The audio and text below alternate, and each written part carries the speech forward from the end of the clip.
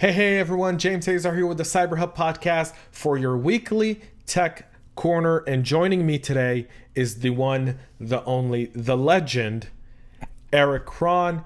Erich is a security awareness advocate for KnowBe4. We've had JJ, we've had Roger, we've had James. Don't forget James. But now we've got Erich. So, Erich, welcome to the show. Great to be here. Thanks for having me. Awesome. Today's show, by the way, folks, is sponsored by KnowBe4. Go check him out. So many free tools. I like free. What about you, Erich?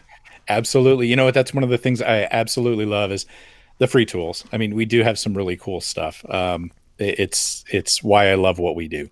So before, this isn't a sales spiel or whatever. We are recording it, but today is the 10-year anniversary for KnowBe4. So happy 10th birthday. You guys are 10 years old today.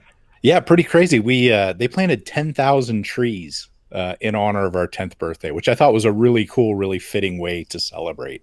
That is something Stu would absolutely. That just has Stu's name written all over it. Yeah. Yep, it sure does. So, for folks tuning in, if this is your first time listening to Tech Corner, the show's all about technology, cyber. It's not a sales show. It's not a sales pitch. Yes, Erich does work for KnowBe4, but Erich's a really cool dude. I've gotten to know him in getting ready for this podcast. I promise you we're going to be talking about deep fakes and a lot of really, really cool stuff today. So this isn't an awareness sales pitch. So if you're listening, just stay tuned. You're going to love this conversation. If you think we're idiots, you can tweet at us and let us know. We guarantee you we will tweet back and let you know that you and your 6 followers can go F yourselves. We having said that, folks, one really cool thing about the show and everything that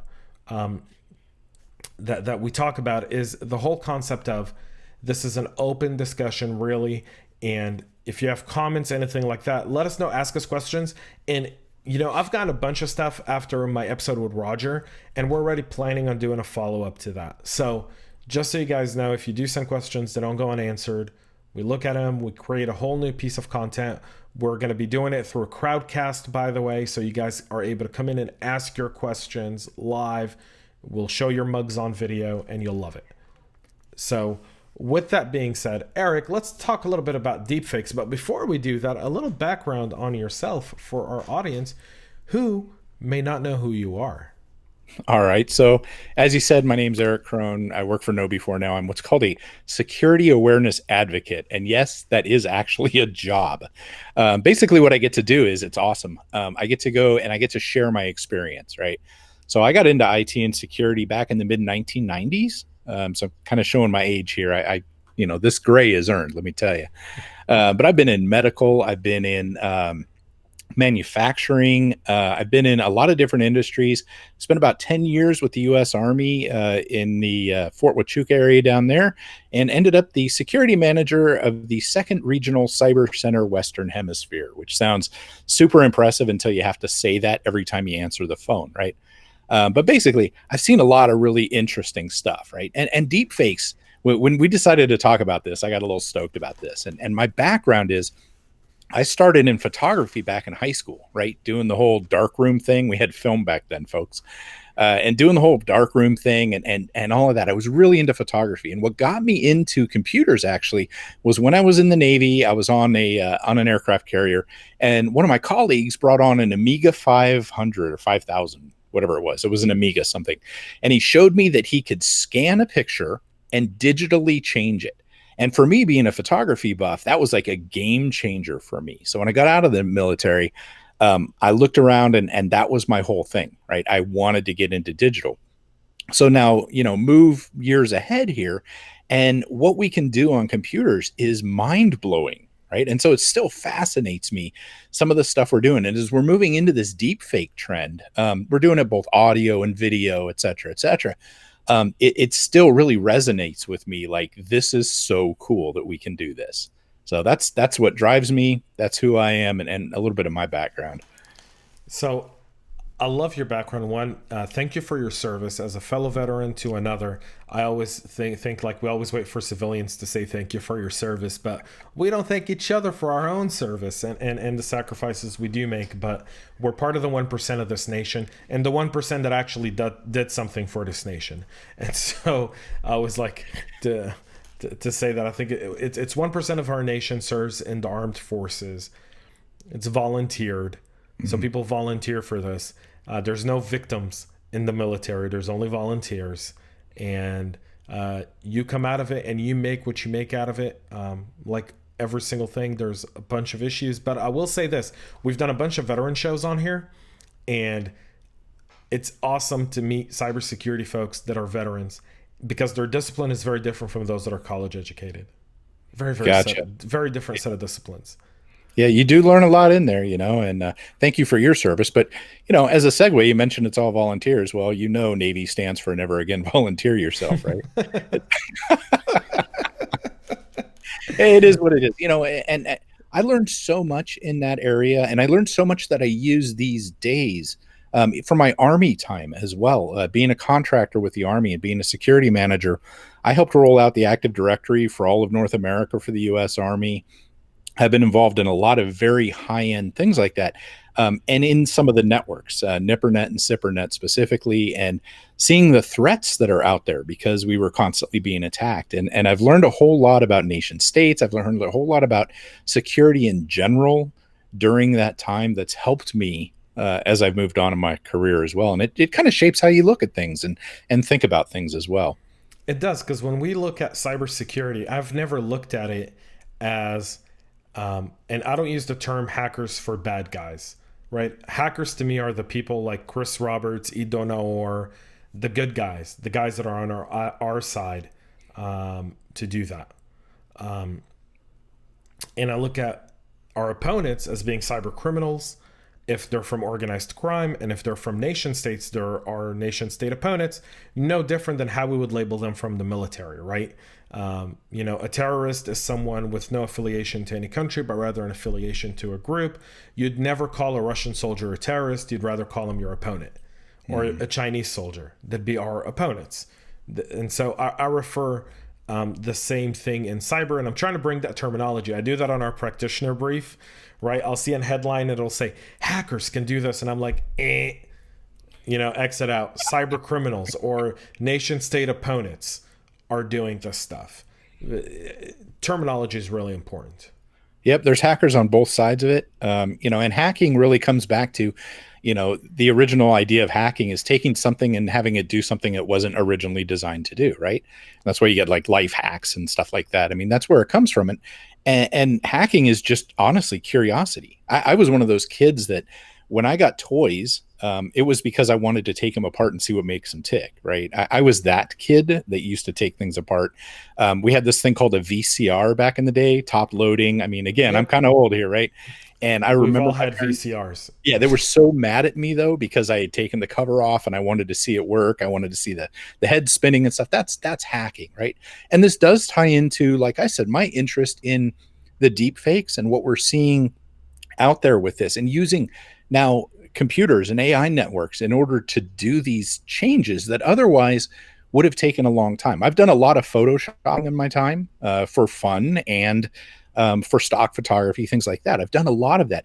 And now what we're doing is we're doing that on such a scale using technology, AI specifically, to do this. It's fascinating to me, and it drives back to that that feeling that I get when I see like how things work as we start peeling back the layers on this, and these deep fakes, they do fascinate me. Well, deep fakes are one thing. I look at deep fakes as being a nation state opponent tool. Yeah. I look at cyber from a geopolitical perspective every single day. I mean, when I look at cyber, when I look at my opponents as a chief information security officer, if it's a cyber crime organization, I'm looking at it from an opposition standpoint of they're, a cyber crime organization, predominantly if it's outside of Iran or North Korea, is after the money. Iran and North Korea are the exceptions because they're both broke now and they're resorting to ransomware in order to finance their terror operations. China and Russia are still in the cyber game for the same reason of espionage and IP theft and intellectual theft and so forth, and data mining and whatnot. But I agree with deepfakes you. are Yeah. deepfakes are predominantly a nation state tool. Well, right now, I think we're seeing a lot of that, but the tools that are used to do deep fakes are freely available on GitHub. There's so many different things that are just freely available. I don't think it's going to remain that way. And frankly, I think that we're going to see more of it in the commodity scams as we get to the point that they need to use that. So the tools, Deep Face Lab, things like that. And if you look at how this kind of exploded on the scene, honestly, in deepfakes, it was in fake porn, right? The whole Reddit thing got shut down over it because they were taking celebrities and doing that with things like that, right? That was kind of the big drive there for a while. But the tools now are getting very, very good. They're freely available. You can do it on a home PC, which is the key. A lot of the deepfakes I've done playing around were done on my gaming laptop. It's got an NVIDIA, I think 1070, 1080 in it. And I was able to do some pretty cool stuff just using that laptop. And that's the difference between it having to be a nation state and not. Now, I will say this. I don't believe we've seen any real deepfake attacks yet with respect to the consumer type of scams or cons or stuff like that. I think we're getting ready for it. I do think that the industry is looking at having some defenses. There was one group at RSA. I assume you were at RSA, right, James? I was. So there was a group back there, and they had a deep fake of Jennifer. What's her name from Hunger Games? Jennifer Lawrence. Jennifer Lawrence, right. And they had a deep fake of her going on in the background. I started talking to the guy and I was asking him, I was like, okay, so, what do you do here? And what they were doing is they were looking for deep fake voices in call centers. So you call up a call center, like for your credit card. And one of the things they start doing is they start ranking you immediately. Did you come from a known cell phone number or a known phone number? Was it a cell phone, et cetera, et cetera? And the other thing that they were working on doing is listening for the tells in deepfake audio to also give you a ranking. So when you get to the person, if you've ever gotten to a person and they have to ask you for like another PIN or an extra layer of security, that can be because you failed some of those checks. And so they're trying to do that with it. And I asked the guy, I said, so this is great. I love that you're thinking about this, but have you ever seen a documented, proven attack as a deepfake? And what he told me, he referenced this German thing that supposedly happened. He said it was like a CEO supposed to be a deepfake. German and British subsidiary. Yeah, I reported on it. I actually did a whole 20-minute podcast on that one attack. So that was very much an alleged. They think that it may have been. It might also have been a voice actor, someone that sounded very much like them. They said, there were some long pauses in there maybe or whatever. But nobody has verified that was actually one. And he accepted that. He said, yeah, it was never verified that was a deepfake. Now, the fact that we're looking forward and trying to get ahead of that isn't a bad thing. And I have no issue with that at all. Because if you look at like ransomware, for example, there's been threats with ransomware that they're going to exfiltrate and publish data since like back 2016 and stuff like that. And there was fourth quarter of last year. It actually happened with Maze, right? This stuff actually started happening. The same sort of threats I can see happening possibly with the deep fakes as we get closer to that. So there's no reason not to be ahead of that. But the one reason I honestly think we're not going to see a huge jump in deep fakes right now is because the old stuff is still working. There's no reason to complicate it with more technology at this point, because they're still doing scams. They're still doing this stuff without all of that technology piece at this point. Well, you're right from a commercial perspective. Although, if we revert back to the German-British subsidiary and that specific attack, so they attribute it to deepfake based on several things. The voice, however, of the CEO of the German company was very interesting, because the CEO of the company had spoken about 3 months before the attack at a conference, and his talk was put on YouTube. And when you compare the conversation and the voice and the way he's speaking, it's very speech like. Mm-hmm. It's not very conversational. Like when you and I speak right now, we're speaking in a very conversational way. But Absolutely. when you're monologuing, you're given a presentation, you're speaking a little different than when you're speaking right now. Because right now we're conversationaling. But when you're doing a presentation, and you've done plenty of those at RSA and different big events, you speak differently. Absolutely. You've got sentences, you've got lines within your presentation that help keep you on point. They are power statements that you read out that help kind of deliver a message home based on what you're presenting.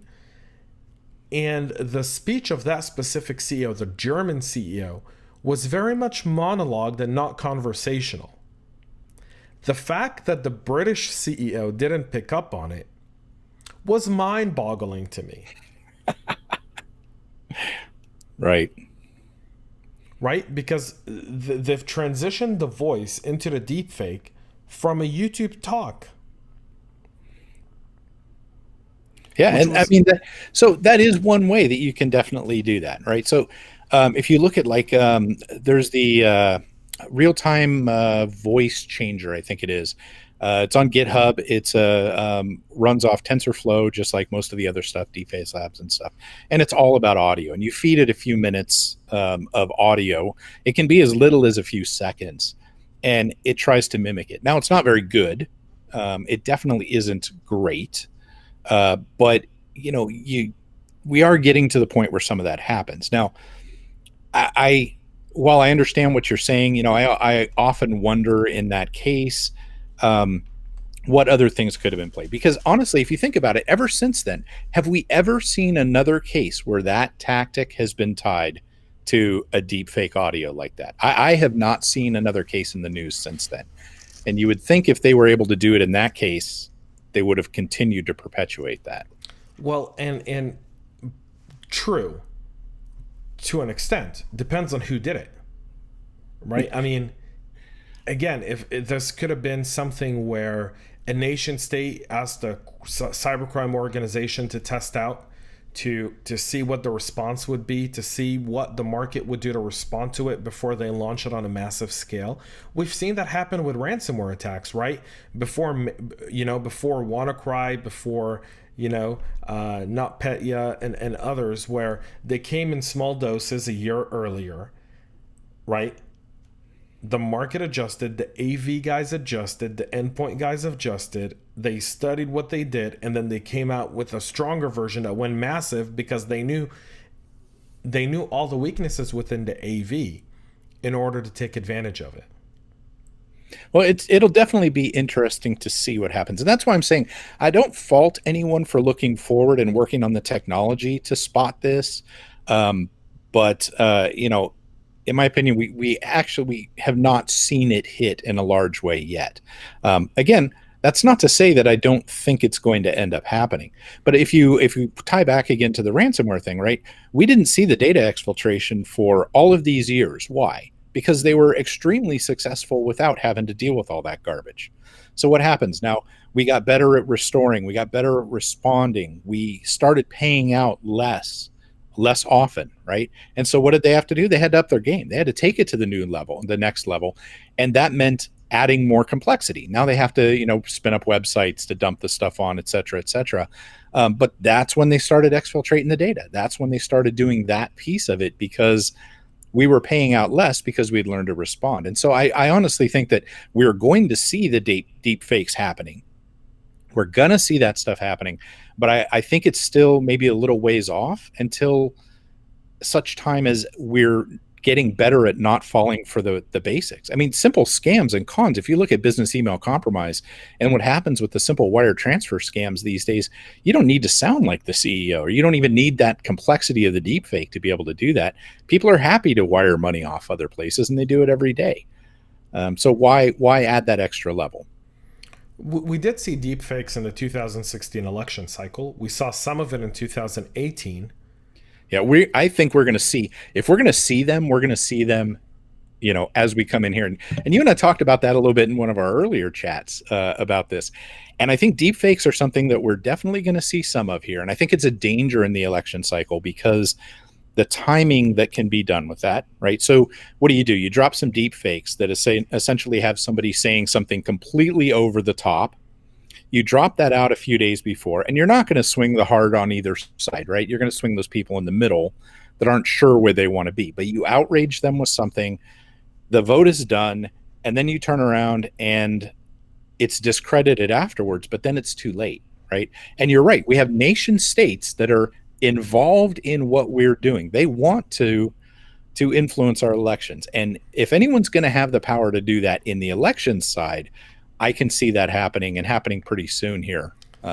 So you bring up a great conversation. I think now we've reached the core of our discussion when it comes to deep fake, which is beyond the ransomware, beyond the financial aspect, which is influencing people's opinions, right? Yeah. The Intel report that came out last week where it said, it looks like Russia's efforts are going into helping President Trump get reelected. China and Iran are all forgetting Biden in the other direction. Yeah. It was funny for me to as a Jew, I don't do the news on Saturday. My phone is off. Saturday's family time. I don't turn on my phone again. I don't read the news. I don't read emails until Sunday morning. And Sunday morning you've got the Sunday morning politics shows on cable TV. I don't have cable, but as you're going through your apps, you see the different shows that are on there, and everyone's talking about the Russian interference, and I'm like, hey, China's got 10 times the tool that Russia does. They've got a lot more. Why isn't anyone talking about China? I'm like, China is the most dangerous cyber opponent for us. It's not the Russians. The Russians also know their limits, right? The Russians aren't going to go over the top. The Russians will predominantly try to do things here and there, but they're not going to be blatant like China and Iran are. Right now, China and Iran are blatantly supporting Joe Biden, and people don't want to really talk about it because it doesn't fit the narrative. And we're going to talk about it because China does have the capabilities for deep fakes. China does have the capability to bypass the algorithms of most social media networks. And what I mean by most, I think it's Twitter and Google, because they know their algorithms, because those companies operate within China, whereas in Facebook does not.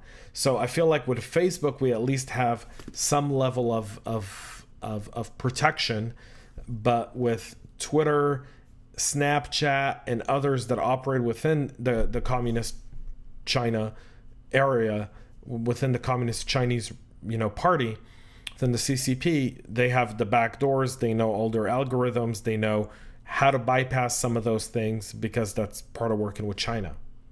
Yeah, and I don't disagree with you at that at all. I mean, coming from my DoD background, China is definitely not our friends. And sometimes we confuse, having China there as we stock our Walmarts with their goods and things like that and get cheap things from them as being a partner in whatever. They are not our friends, right? So up on the top level, we're doing a lot of trade with them. As we get a little bit lower down, we are certainly not friends. And we see those attacks, and they are very, very advanced in what they do. And if we look at what's going on, just look in social media these days. There were some studies done. I think it was Carnegie Mellon did one in the beginning of the, what was it? Was it the riots, I think? They did one of them, and like almost half of the tweets and stuff about these items, they were by suspected bots, right? And no, it was the riots were the other one. It was 52% had either bots or bot-like behavior from that. And some of these bots were actually spinning off stuff in both directions. In other words, to get both sides upset, they were doing both sides of the fence there, right? But people eat this up. It's our conscientious bias. We agree with things that we believe in and don't research that, yet we'll research things we don't agree with, right? That's just a human trait. And they've been able to prey on this very, very well. Well, this is nation state handbook stuff right away. They're dividing. They're continuing to divide. And this technology, such as deepfake, is going to be able to help with that. It really is going to help, I believe, split that divide from a political standpoint as well. And I see them definitely using some of that stuff. Well, the other part is using deepfake in a voice phone campaign of a candidate that's far more viral, that impacts a lot more people, that's harder to detect, Hmm. right? Because on social media, it's very easy to detect it. Someone from any of the campaigns will see it, will contact the election line that these social media networks have set up and says, there's this video, it's a deep fake, or candidate never said it. That video would automatically be taken down until further review, Right. and so forth. My concern with deepfakes is the robocalls, Yeah. right? There's no one in America that doesn't get 15 calls a day from someone trying to sell them something from some country you don't know where it's from, or some scam that's going on. It's just it's now part of American life, right? Part of that has to do with our freedom of communication and not limiting communication, and other people abusing our freedoms for their Hmm. own financial gain. And then the other part of it is the government has failed to curb the people who take advantage of it. They just, you hear once every 3 months that they've raided a call center in India or Pakistan, but great, that after they've been operating for 4 years, right? Right. Yeah. No, and you make a good point of that. That would be very hard. That would be a very good guerrilla tactic to use, because that would be very hard to track down if you're doing the robocalls like that are purporting to be from a candidate. Now, my question to you though, James, is does it really have to be a deep fake in order to do that, or could they just not assemble that from other audio, et cetera, et cetera? I mean, I believe there's opportunity to already do that without having to So, add that extra complexity. so without being too sarcastic, with both people who are running for the top office in the United States, I don't think there's any need to do deep fakes there, Right. because they both say stupid shit pretty much 5 times a day, Well, right? and here's the thing, again, back to our biases, right? If somebody, it doesn't matter what they say. If we get a call from, say, the other side's campaign and they're saying something absolutely ludicrous to us, we tend to want to believe that, whether or not it sounds weird or anything like that, right? We're going But to but those overlook people, that. but to go back to your point, those aren't the people that are being targeted by this, right? A predominant amount of these robocalls would go to people who are what you call the suburban white women that are a swing vote, the Latino vote, which is in this election cycle a huge swing vote. It's the Latino vote this cycle that's going to determine who the president of the United States is going to be. It's no other vote, because every other group has already been kind of put in place. The swing vote this time is the Latino vote. People don't want to admit it, but if you look at any poll, if you look at the way the that stuff is going, so think of a message by a candidate or someone on behalf of that candidate in Spanish, right? Hmm. That could be a congressman, a senator. And I'm not too worried about the deepfake from the presidential side. I think there's so much scrutiny, there's so many eyes watching the presidential races, that I feel like it's going to be very hard for a nation state to do something that's going to cause damage. Because I come from the military background like you do, I have faith in Cyber Command, in DHS, in CISA, FBI, Secret Service. Like, the people that work there are some of the best people on this planet, that are grossly underpaid. Pay them more money. Like, I think we should pay our representatives that are, in Congress and Senate way less, and pay the people who do the cyber stuff a lot more money. Because the people who do work in law enforcement and for DoD in the cyber aspect, they're not in it for the money. They're in it for the mission, because the Yeah, money isn't there. The money's in the private sector. yeah. Yeah, they're absolutely dedicated to the cause, the folks that are in there, having worked around those groups. It's almost like when you get into a not-for-profit where people are very, dedicated to the cause. It's Right. that kind of and I agree with you there. And you know what, to your point, the congressional side and the House and all of that smaller area there, there's a lot of power that's looking to be swung in this particular election, one Governor way or races, if we've yeah, learned anything from COVID, is that local leadership matters. yeah, And I think what you're starting to notice is people look at the president of the United States and realize it's a glamour role, it's a foreign policy and a defense role, and you're electing a president, not necessarily you're electing a president for his vision of foreign policy, of taxation and driving bills through the House, and you're taking a president for the foreign economy, right? For foreign trade. Hmm. I, Interesting. there's been numerous studies that have been done of how different people look at the role of the president of the United States in the last year from a year ago. Right? When people would look at the president and be like, I elect based on, let's say taxes or conservatism or liberalism, they now realize the presidents don't make that policy. They can push for that policy, but at the end of the day, it's Congress, it's Senate, and it's local leadership. It's state, city, county that matter. Right? It's definitely brought a lot of light to that, because we have seen that in the COVID. Everything from the school districts and how those are being handled, all the way up into, how local government is handling mask mandates and all of those things as well. So that's a very good point. We're definitely seeing more in that. And hopefully it's bringing to light to people the importance of those smaller races as well. Well, you're seeing a lot more research and a lot more people investing in the local races.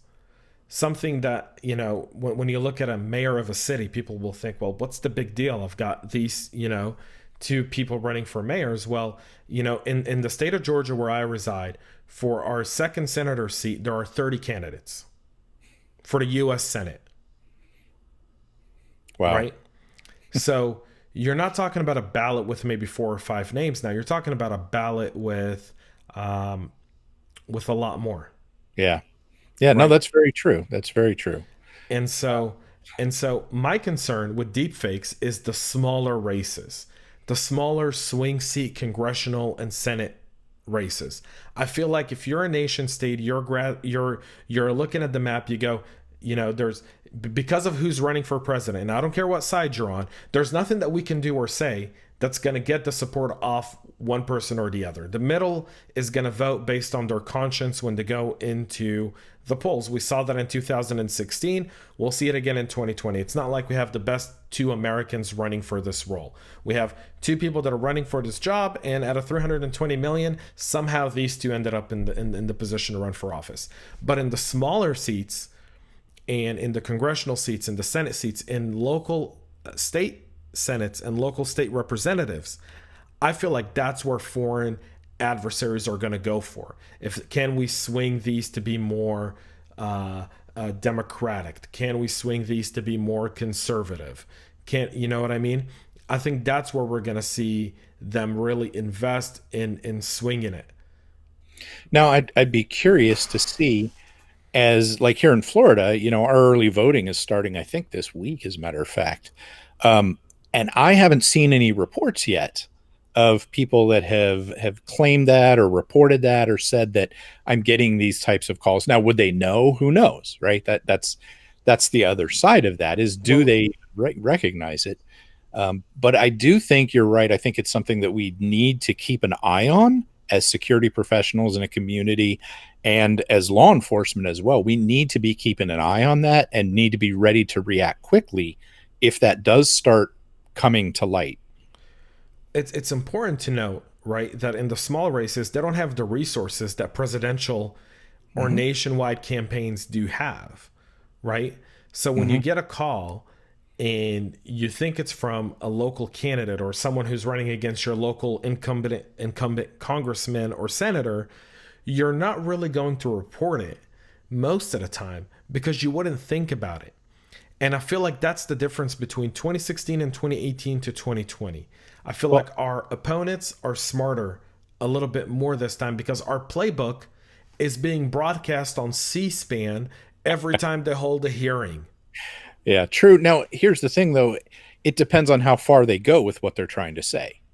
If it's not too outrageous, people aren't going to make a big deal out of it and report it. But if it is a little bit more on the outrageous side, I do think people would start making a fuss out of that. I think we would see more about that there. Now, let's also talk about, too, though, what about reputational damage using deep fakes, right? And this can go, again, in politics. It can go in business, okay? So the other thing, like I mentioned in the beginning, that deepfakes were used a lot for is making fake porn, okay? Taking celebrities and doing that, and other people as well. And so imagine, if you will, somebody is going to they want to work at Disney, right? And so Disney has a certain, mystique about them, and they pay attention to who they hire, and they want to make sure that they're not bringing in people, that with funny histories and stuff, right? I remember back in the day, I knew a guy that played on their softball team, and he had to actually shave his beard. They wouldn't let him have beards. I mean, they get into that sort of thing, right? It's kind of strange, but Kind of like now the imagine, military. right? Well, imagine this though. What do employers do these days, or wise employers do when you go to hire someone? You Google them, right? You look at their background. So if somebody really wants to mess somebody up, you start releasing a couple of things like that on individuals, you can actually impact their livelihoods, etc. Now, also look at now, if you want to put that in the political spectrum, people trying to run for office, and it's a last minute, oh my gosh, this person did this, and dropping that sort of stuff out there too. The reputational damage that can happen due to deep fakes, not only with video, but also imagine, hey, we intercepted this phone call and somebody did record this phone call, and you won't believe what this person is saying. And you drop that out shortly before, it's going to take a while to discredit that. And once the damage is done, once somebody has heard something negative, it's really hard to swing them back into a positive frame of mind and disregard it. So there's a couple of ways that can be flung around there to deal with just people in general as well, and impact them too. Well, you bring up a really good point, which is, name and brand reputation. Think of a deep fake of a CEO of a company talking about a specific social issue, right? Maybe going against the stream or for the stream, whatever the case may be, whether it be a positive or negative narrative that would cause an outrage towards that brand, right, or towards that organization. Those can also swing public opinion that can impact company stock. We saw that with several ransomware attacks where there was ransomware launched against companies who were publicly traded, but there was never any ransom note. yeah, they just shut down their systems. Yeah. Yep. And then you look at the stock market and you realize, whoa, there were a bunch of sell orders against the stock, and you realize that's what they did. They realized they could make way more money off a leverage trade in the stock market than they ever would by asking them for a ransom. Yeah. Well, what about mergers and acquisitions too? Indeed. You get a CEO saying something on there, or you get an executive saying something. In our current culture, the way that things fly through social media is so fast. Look at Chick-fil-A's taken heat, Goya's taken heat. There's all kinds of companies that have taken heat. Right, but none of those heat that they're taking heat because of deep fakes. Right. They're taking heat because of their stand on social issues. Absolutely. But if something is put out to convince people of something like that, say during a merger and acquisition, that can impact that organization. If an organization is being acquired by someone else and all of a sudden they get on a cancel list somewhere, that can actually impact them. That happened to Trader Joe's, only Trader Joe's fought back. They did. They absolutely did. Right. I saw that, yeah. They fought back against cancel culture and they won. Right. I got to tell you, every time I go to Trader Joe's, before this whole thing broke out, I'd stand in line, waiting to get in maybe 2 minutes because of COVID. Now the line's around the block. Yeah. Every time. Like I'm waiting 15, 20 minutes in the heat of Georgia to go to Trader Joe's. Yeah. My point is just that this can be used against organizations as well in those sorts of areas. I mean, I know we've talked about ransomware a couple of times, but, recently there was one of the betting organizations. They were in talks to be acquired by one of the other online sport betting organizations. And during the merger, they got hit with a ransomware attack. Well, they ended up having to earmark $30 million now to hold off for future possible litigation and things like that, because there's the possibility now. And it actually affected their merger and acquisition, event because of that. Well, the same sorts of things could be done against an organization from a corporate level that could make them less valuable, that could possibly tarnish their image in those very critical times. And that would be another way that an organization could be affected by these deepfakes. When you look at the idea of deepfakes, a lot of people expect the traditional video of someone talking somewhere We saw the Obama kind of deep fakes. We've seen the Seinfeld deep fakes, the kind of examples of how that stuff works Mhm. over the last several years. We've seen several of the mainstream medias kind of bring it to light, then slowly sweep it under the rug. But the one aspect is there's more in the cyber community to be done on educating folks on tackling deepfakes from a lot of different aspects, because when you attribute deepfakes to business Mhm. and how it can be used to business, you bring up so many great and good use cases of how it could and can really impact a company. It can take a company that's before a merger and acquisition and have a tape leak, a short video, an Alec Baldwin style breakdown, Right. right? That can lead to negotiations breaking off, to a valuation of a company really dropping. Deepfakes can also be used, and I think this is where I see the biggest threat of deepfakes in business is for the insider threats. I'll explain. So this isn't the story I'm about to tell you isn't a deepfake, but imagine this on a grander scale. A French citizen left France, went to live in a different country. When he went to live in a different country, he performed essentially bank robberies without ever stepping foot in a bank, without even stepping foot in the country. He would call the bank and do a trust scam, get people to transfer millions and millions of euros to different accounts, pretending to be law enforcement, pretending to be the CEO of the bank, pretending to be all kinds of stuff. This person got caught, he's arrested, he's in jail. He then found his way out of jail based on a technicality. Flew out of the country, flew out of France again, went back to his originating country, printed a 3D mask of the French defense minister, and did video calls with world leaders and major CEOs of major organizations as the French defense minister, asking them to contribute money to a fund to help France pay ransom for held French citizens in Syria, Iraq, Afghanistan, to which foreign nations contributed money.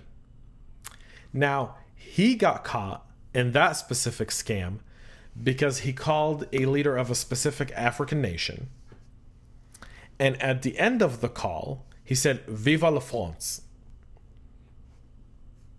Now, this leader of the French nation has spoken to the French defense minister probably over 2 or 3 dozen times. They were friends. And he noticed that the defense minister never, ever would sign off Right. the conversation that way. And so then when they got off the video call, he turned around and called the office of the defense minister. Yeah. And he was all like, I was just talking to him. And they go, no, you weren't, because he's in a completely different meeting. And that's how they realized this guy was running a scam, pretending to be the defense minister. That little anomaly. Yeah. That little anomaly. So mind you, this guy did it without a deep fake, right? He just built a fake studio and ran it. So, but imagine that in a deep fake. Imagine diplomacy. Imagine country over country crises. The insider threat aspect of deepfake is what scares me the most. Getting CEO's voice and calling your CFO or calling your engineering team and gathering intel. So stuff that we would never hear about. So we're closer on the voice side than we are on the video side for doing real time. We're not at the point that we'd be able to do something like that real time. I mean, regardless of our Instagram, filters and stuff like that put cat ears on people, right? What was it? The Pakistani minister had the cat ears filter on when they were doing one of his things. I mean, it's funny. We do have this technology happening, but it's not at the point that we're going to be able to do it real time yet, except voice. Voice is getting much, much closer. So the question there is, in these situations like that, should these governments as part of their security, should they also be doing what that guy was saying at RSA, which is monitor phone calls for those sorts of things? I mean, deep fakes are detectable. They're getting better. They're definitely getting better. But there's things like in a voice deep fake where, as humans, we make certain noises, certain sounds when we speak that when we put a couple of words together, we don't necessarily pronounce it the same way as if those words are separate. And some of that is our tongues can't move from one position to another to make that sound that quickly.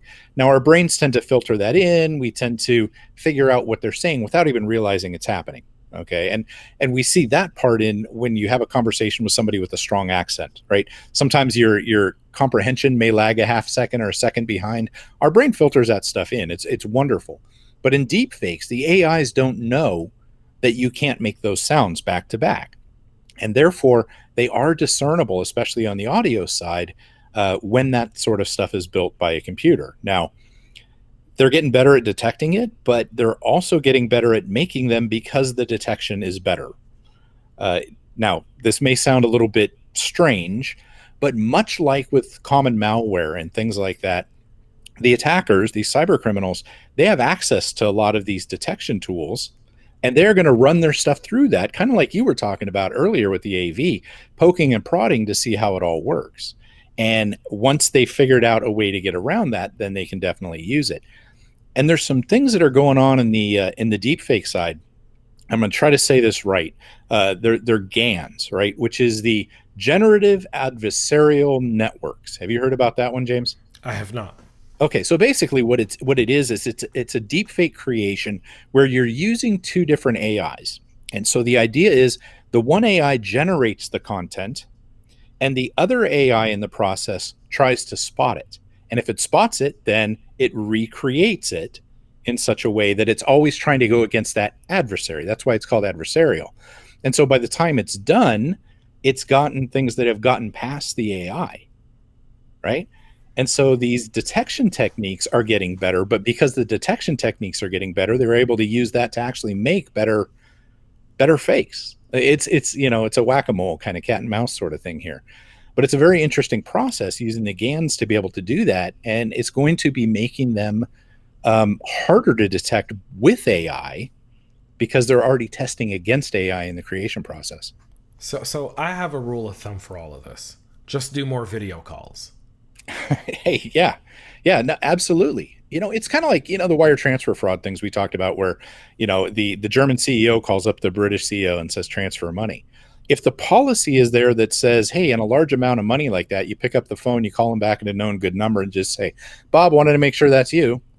Nope, that wasn't me. Or, yep, that was me. That's all it takes to actually offset a lot of this wire transfer fraud. Okay, so now you're talking like a security guy, and I'm going to fight back on that. So this is so we as security people, we live, breathe, eat, drink, swim, mountain climb, hike, whatever it is that you do, paint, shoot, security. Right. We live it. We breathe it. It's part of our modus operandi. The lifestyle. Yes. 99% of the population, 99% of the population that does not live by security, accountants, lawyers, doctors, nurses, receptionists, finance people, engineers, developers, you name it. Those guys don't live by security. And let's be honest, this whole concept, I was at an FBI thing and the FBI agent said, like, if they just picked up the phone and called, and I go, who's going to do that? I go, people work based on trust. You work in a company for 10 years, 5 years, 3 years, 2 years, 3 months. You get a call from someone who's a superior from you. What are you going to do? You're not questioning them. You're saying, yes, sir, I'll get it done. You hang up the phone and you go about your task. The reason you can set up a procedure all you want. The question is, can those procedures be followed, and are they realistic in a business environment? Well, and that's a key, is you have to make them realistic. You're not going to do it on every $5,000 transfer, right? That's impractical. But if you're talking about transferring $1 million or $1.5 million out to something else that is unusual, right? If this is an unusual thing that's going on, why not have it and the leadership, honestly, here's something that's happening in cybersecurity is the boards. It's become a board level thing, right? So CEOs are being held responsible for stuff like this. So I believe if they're aware of it and aware that a very quick something like that can happen, or to help offset this, I think that if they understand the danger and the risk and the billions of dollars that are going out every year due to this, that they would be willing to, okay, that's fine. We'll make that process. I'll take the phone call. It's 10 seconds. Yep, that was me. And we move on. I think honestly, if we explain the risk to them and we make it so that it's not overwhelming or overburdening, I think it does work.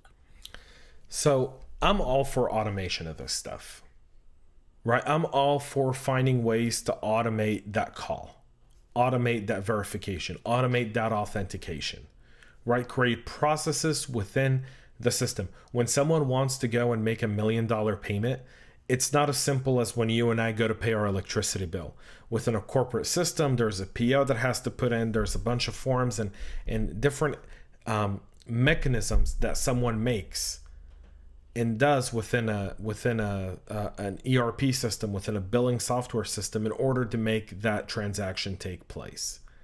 And so the safeguards, have to come from there, and not from asking because listen, I know KnowBe4, you guys are all about the human aspect of it, right? And we talk a lot about the human. And yes, it's important to educate humans. And it's easier to educate a 25-year-old to behave securely responsible, because a 25-year-old already comes from a life of using smartphones and laptops and computers. They've already been exposed to crappy stuff on the internet, so they're far more aware of their online environments. But when you talk about $1 million or $1.5 million transfer, you also have to know your audience, right? Like when you're talking at Black Hat, Eric, you're going to talk in a completely different language. You're going to have a completely different presentation than if you're talking at a CPA event with a bunch of CPAs. Does that make sense? Yeah, absolutely. So we as security people, we also have to know our audience. And our audience for $1 million and $1.5 million transfers is typically going to be people that are midway through their careers in their 40s, 50s, 60s, right? That are not very comfortable with computers, that could be comfortable with technology in terms of sending emails, logging into specific ERP systems, but beyond that, they're not tech savvy. I'm not saying all of them aren't. I'm saying a huge percentage of them aren't, because they don't live in that world. They've been, since they finished college at 22, 23, 24, and now they're 44, 54, 64. They've been working in accounting. They've been working in finance, right? They know how to balance a book. They know how to prepare a check. They know how to sign off on it. They know how to approve transactions. They know how to recognize fraud, right? But they're not going to know how to pick up the phone, and they know how to pick up the phone and call someone, but they're not really going to stop everything they do every time they do that, because in some big Fortune 100, 150, Fortune 250 companies, they do $40-50 million worth of transactions daily. Right. But that's where I'm saying it has to make sense where the risk is, because these people are seeing, and we see it, you're right. We work with KnowBe4. I see social engineering going on all the time. We see business email compromise transfers going on all the time. We see stupid stuff, right? The 48-year-old Lithuanian guy that spun up a couple of offshore companies that were close in name to vendors for Google and Facebook, got him to transfer him $100 million before they busted him with that. I mean, that's a substantial amount of money. I don't care who you are. Now, he found a way around that. But when it comes to wire transfer fraud, I see it all the time in mid-size organizations. I see it a lot of times where this stuff is going on, and it's as simple as having an out of band confirmation. And they don't have to be good with computers to get a phone call and say, sir, just wanted to make sure that was you, or sir or ma'am, I just wanted to make sure. Yep. Okay. Confirmed. And that puts it to bed, right? We see these attacks happen in real estate. We see escrow getting redirected. We see down payments getting redirected. And it's to the point that title companies are now in the beginning putting things in their contracts that say, this is the account number we're going to use.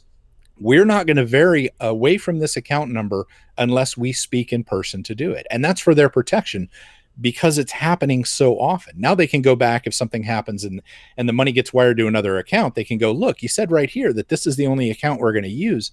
That's not our fault, right? they don't have to be technological solutions, but we do know, and business leaders do know, that these scams are going on and that people are losing an awful lot of money. Now, again, it has to be something that's substantial. And for the mom and pop donut shop, that's different than Amazon, right? Clearly, that's going to be different. But it's a matter of looking at that and figuring out where that lies, where it's worth taking 30 seconds for a phone call and saying, just want to confirm, sir or ma'am.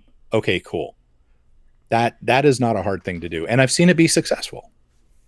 So I agree that in small to mid-sized businesses, it's really doable, right? Because you don't have thousands of vendors. You typically have a handful, a dozen at the most. And if I get an email from Dave that says, hey, the last invoice I sent you, here's the updated invoice with our new banking, I'll probably pick up the phone and call Dave. Mm-hmm.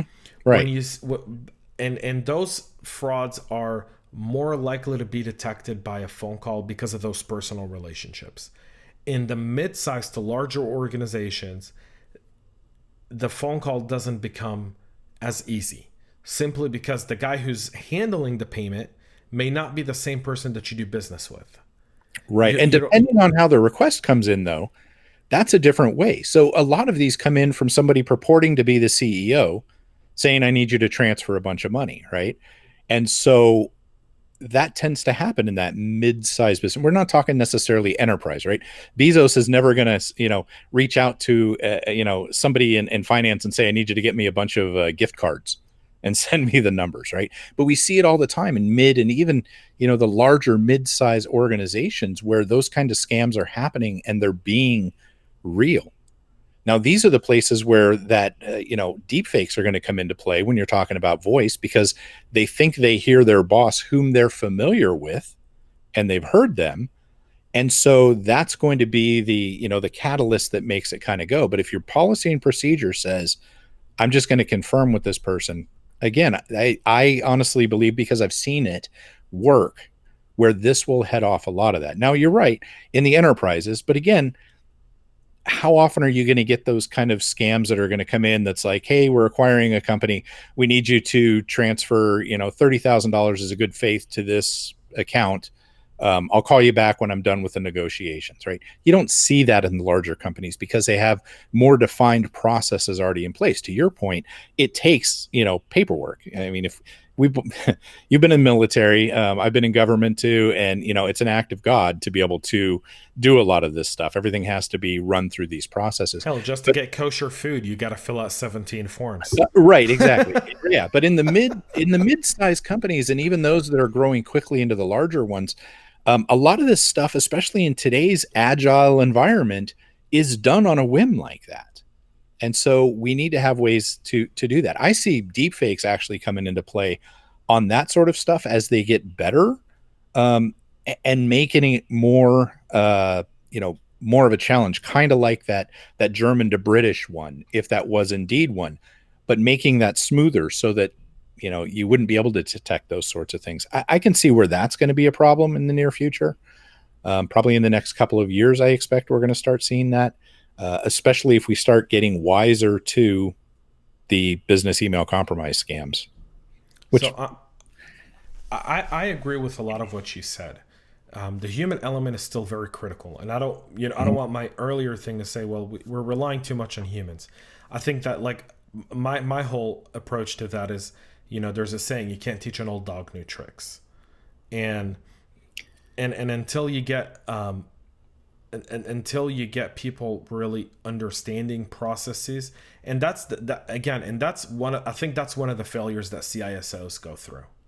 They do a universal awareness training for everyone that's identical, right? And you gotta break it down, and you gotta go, well, hang on, these are my accounts payable, accounts receivable people. They need a whole different training. We're not going to even take it online. We're going to bring in someone like Erich to work with them, because when they get the human touch, when they go through a 4-hour webinar, right, or a 4-hour in-person training, and they go through all these different simulations, they become more aware. It sticks with them longer than a 10-minute awareness video, right? Well, yeah. I agree. It's know your audience. Yeah, the culture of the organization is going to make a big difference in how you handle things. You don't train, an office full of attorneys the same way you do a Silicon Valley startup. It doesn't. The culture just doesn't work that way, and we do have to be aware of that. Now, in the larger businesses, cybersecurity is becoming a board level, and it is a board level discussion these days. Wasn't always that way, but it's definitely a board level discussion these days. And therefore, even some of these quote unquote old dogs are aware of these things going on. Now, we have to speak that language to them. We can't go in as a bunch of techies and start talking techies. We have to lay out the risk and the reward and, have them accept that one way or another. But I think they're more tuned to listening to it now because they're hearing it as a board level thing as well. It just depends on our approach with that. Now, technology people like myself, I'm a huge geek. I'm absolutely a huge nerd. I've got little microprocessors sitting around me. I got an oscilloscope to my right. I'm a nerd. In my career, I had to learn how to speak that other talk in order to get these things through. And what you said about CISOs failing in some cases is absolutely true, because a lot of CISOs are still very technical. They may not have always bridged that gap to being able to speak the C-suite and get the information across to them so they understand now where it aligns with the board priorities, not just, the company priorities as well. I think I want to give you a successful example of something. Not to toot my own horn, but I'm going to toot my own horn for a minute. Toot away. Well, I'm a CISO, so I get to toot my own horn for every once in a while. One of the organizations I'm a CISO for very quickly realized, it's a financial services firm, right? Very quickly realized a universal awareness training would not work for the entire company. It can work for most of the company, 90% of the company, but there's a 10% that there's just no way that that the awareness training would be anywhere near the amount of effectiveness and provide them the amount of immediate awareness I need them to be paying attention to right away, because of the different vulnerabilities and different things that I saw within the organization when I was first brought on, right? So I deployed 90% of the team on a basic KnowBe4 awareness training program, right? Yep. Brilliant. People get it. They love it. It's great. The other 10% got 4 hours of moi. The lucky guys. Guys and gals. I booked a conference room at a hotel. I took them out of the office.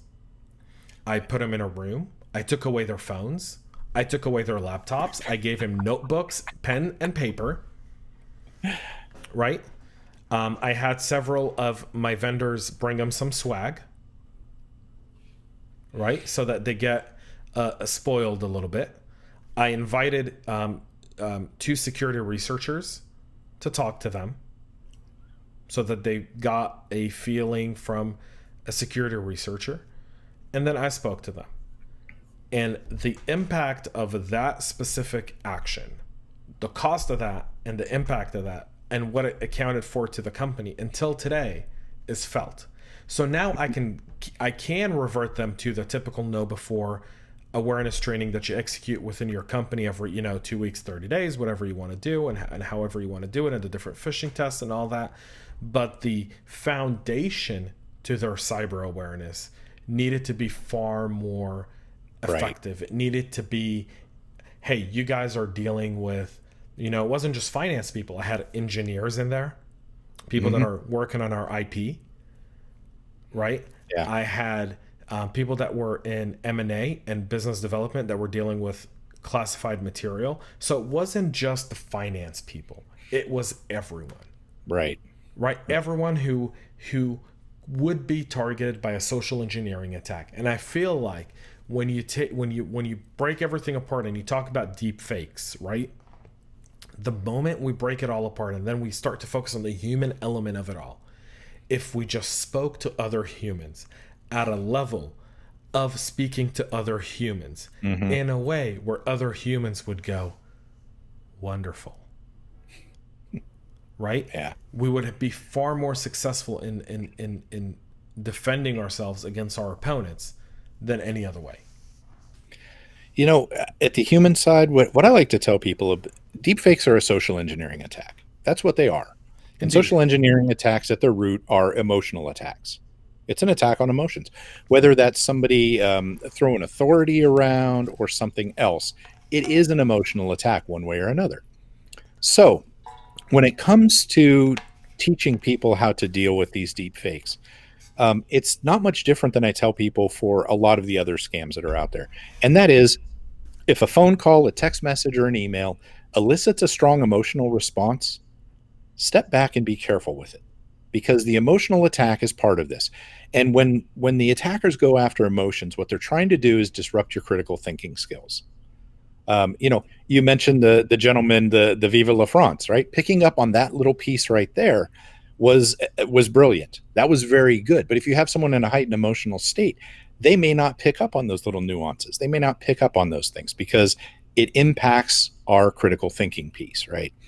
So ultimately, if you get one of those and it just feels weird, people need to act on that feeling, because we have much better instincts about that stuff than we oftentimes think, and we talk ourselves out of it. And that can be part of the training that some people may need to have to trust their instincts on that, and to push back or question or take that extra step to confirm it. What are your thoughts on that? If more people were empowered, you'd have less scam. You'd have less successful scams. The challenge we have in a predominant amount of companies is most of the time we don't have empowered people in the positions where we need empowerment. We have robots doing this work. What I mean by robots, I mean humans that come in at 8, work until 10, take their 15-minute break, come back, work until 12, take their 45-minute lunch, come back, work until 2, take another break, and then at 5 o'clock the pen goes down, they get in their car, they drive home. Before COVID. Before COVID, right? And so these people aren't trained to question or think outside the box. They're trained to do. Yep. And that's a culture problem in organizations. It is. It's a very much a culture problem. It is absolutely a culture problem. It is not a people problem. It is a culture problem. I posted something on LinkedIn last night, and I don't know if you saw it or not, but I was going through the job boards. I'm helping people find jobs. And we find all these great positions, and you look at the job description and it says, person must be in Philadelphia. Person must be in Chicago. Person must be in Denver. And you're like, what are you guys doing? Hasn't anyone learned from this pandemic? You don't need to limit your talent pool to Philly, Chicago, or Denver. We can work remotely and we can work successful. And so I reached out to several recruiters yesterday out of frustration before I'd made my post. And I said, what the hell, guys? I was like, I've got great people that want jobs, but they don't want to move. They don't want to move their families. They don't want to sell their homes. But they definitely are interested in this role. To go, well, the CEO or the CISO or the COO, they're old school. They want people in these roles in the office. And I'm like, who are these people? And where have they been for the last 5 months?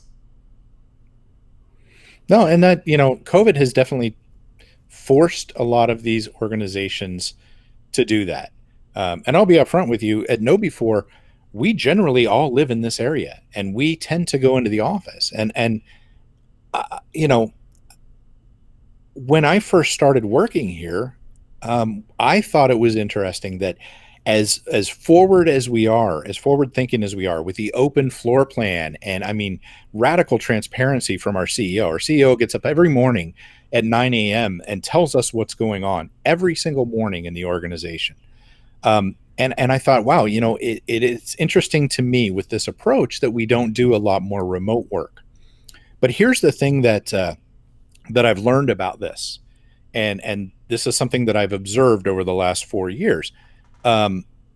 The culture within the organization is stronger when we're all together there and we can handle things very quickly.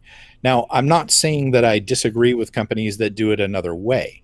What I am saying, though, is if you look at our growth and you look at what we've done and what we've pulled off in KnowBe4, I can't argue that that doesn't work given, our growth and uh, and all of those things that go along. And honestly, the camaraderie that I feel being with people. If you've worked in remote situations, you know that that camaraderie is not always as close as when you're in with people. Now, I'm not saying that every role should necessarily be in the office, and we have definitely adjusted. I'm here in my house, obviously. Most of our workers are not in there, and we are definitely seeing where that works. And that's fantastic. But some places do value that culture piece because you lose out on some of that peer stuff. So we want to talk about culture. You know, you were military, coming out of the Army side. When I was with the Army as the contractor in our organization, we dealt with a lot of classified materials, and part of our rules were, you know, you wore a badge between chest and waist, and if you didn't have a badge on, we expected people to challenge them. Now, this is the same demographics that work in so many other places. You have some people that are aggressive, you have some people that are extremely passive, but they have to be able to challenge those people as well if they see somebody without a badge, right? So what do? Well, you empower them. To your point, you give them the power to do that. But then the culture has to be such that they know that if they challenge somebody that doesn't have a badge on, they're going to have backup around them. And that comes from some of the camaraderie. You know how close it was in the military in your groups and your teams, how you build that by being close to each other. There is an argument for that. And again, I'm not saying it's a bad thing. I'm saying it's a different approach. I'm saying there are pros and cons to that. But it's an interesting topic, and it'll be interesting to see how the COVID thing is going to impact those organizations that were absolutely against it in the beginning, but have been forced to do it and may find that in their cases, it works better within their organizations. I don't think it's a blanket statement that everybody should be able to do this, because again, I think it's an organizational or cultural sort of thing, just like anything else. But I think it'll be interesting to see how this ends up playing out. I'm gonna revert to that because we're over time. This conversation's been so awesome. I don't want it to end. I will say this, and we'll end around this discussion point if that's okay. You're absolutely right in terms of it's cultural. It's within an organization, right? Mm-hmm. My dispute with that is KnowBe4 has had more growth in the last 5 months since COVID than a lot of other organizations have by working remote. So the difference is you guys work remote. The relationships are still there. You guys all live in the same area. And 9 a.m. every morning, like clockwork, whether COVID or not, Stu gets on a stand-up call with everyone for 5-10 minutes, lets everyone know what's going on, and then people go about their day. Right. Culture. Stu leads KnowBe4 with culture. Absolutely. So using KnowBe4 as an example for remote work or adjustment or awareness or questioning is like comparing a Peugeot to a Mercedes. You can't do that, right? KnowBe4 is a Mercedes. It's a well-crafted vehicle with the right culture. You have an expectation of services and things that come out of it. And in a lot of other organizations, you're dealing with a Fiat or a Peugeot, right? Yeah. It's French made. It's crappy. It does, one bump on the road and the car falls apart. You never owned a Fiat or a Renault or anything French before, you'd know exactly what I'm talking about. It's broken to begin with. Mm-hmm. And the one thing that you would expect to come out of the last 5 months is people understanding that maybe now we can do this differently. Yeah. And I think, like I said, a lot of organizations are going to find that, especially the ones that were really resistant to doing that and the smaller sizes and things like that. They're finding ways to work around that. I hope that they're also focusing on finding ways to make the culture continue. Now, our culture is what helped us survive this hyper growth. We've been in such a growth spurt for so many years. If we didn't have this close culture, I think it would have, the wheels could have come off the wagon. And I absolutely credit Stu for his insight on that. A lot of organizations aren't in that kind of a growth thing too, and they find that they can do that. In security, we see people, speaking of recruiters all the time, it's an entry-level position that requires a CISSP, which requires 5 years of experience, right? They don't really know what they're looking for sometimes, especially on the smaller end, right? That is very true. It's so funny. We saw a job post And someone posted it on LinkedIn, and I forgot what it was. And they're like, you need to have at least 15 years of experience with this cert. And the cert's only been around for 7 years. Right. Exactly. And the guy who applied for the job is the guy who wrote the original cert. And they sent them a letter saying, no, thank you. We're looking for someone with more experience. And he wrote back and he goes, hey, jerk-offs, I'm the one that wrote this cert. The cert's only 7 years old. Yeah. Yeah. Well, and we get that they don't know what they're looking for. They don't understand that. And I think in a lot of organizations, they haven't thought about whether they can work remotely and whether that's going to match where they want to be or what they can handle, and that so much of that comes from your leadership, frankly. I don't want this podcast to end. I don't, but we have to. If we go any longer, people. So here's the deal, folks. KnowBe4 is with us for a very, very long time. We'll have Erich back, I promise. And when we do, we'll talk about fun stuff like what we just spoke about. Because I think culture in cyber is a very, very important topic. Yeah. I think when we talk about cybersecurity, when I do our CISO Talk podcast, if you haven't subscribed to our CISO Talk podcast, do so now on your favorite podcast listening platform. Go to CISO Talk. It's just my conversation with my CISO peers. We talk a lot about culture. We talk a lot about leadership. But in Tech Corner, we rarely do talk about that. And I'm glad we spent our extra time talking about culture. Because in InfoSec, if we wrap up this entire discussion, this discussion wraps around our responsibility to share our knowledge with people who don't necessarily understand it in order for them not to fall fools to whether it be deep fakes to impact someone's vote at the polls and question our democracy in November, or transfer an amount of money to a bank account that doesn't belong to them. And while we all read headlines and we go, and we love to sometimes shame companies on Twitter and different Reddit forums, we have to accept a little bit of responsibility, folks, just a tiny bit of responsibility on the fact that we ought to be educating the people around us, friends, family, people who we meet on the street, just a little bit of, trust but verify.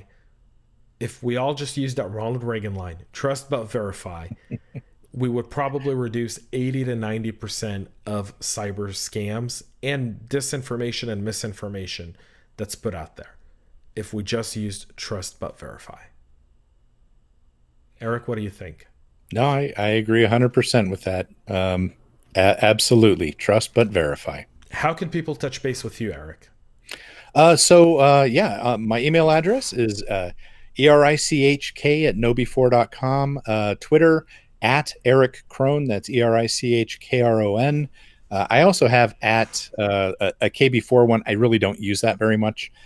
So @Erich Krone is my his Twitter. Name's on the screen. So for those watching, his name's on the screen. You can kind of get how he spells his name. It's a fancy way of spelling Erich.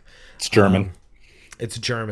And for those who are listening, I'll have all of this information in the description below, so you can touch base with Erich, connect with him on Twitter, LinkedIn, wherever.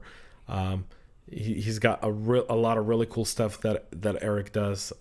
He's got a little YouTube show that he does with Javid, who we hope to have on the Tech Corner podcast real soon as well. Really, really fun character. And so that's that for our Tech Corner. Like, I don't know how to sign off from this thing. It's been an awesome podcast. We went all over the place, but I loved it. Thanks to our sponsor, KnowBe4, again, for supporting our podcast. That's it for us this week. We'll be back next week with a lot more content. We're going to be talking next week a little bit about corrupt files. And what does that mean when you see, a Word doc or a PDF with macros enabled that downloads a payload? And how do we start addressing this whole document sharing challenge? So more about that next week on Tech Corner. Until then, folks, Shabbat Shalom. Enjoy your weekend. Have a great time. Go boating or something. And most importantly, wear your masks and stay cyber safe.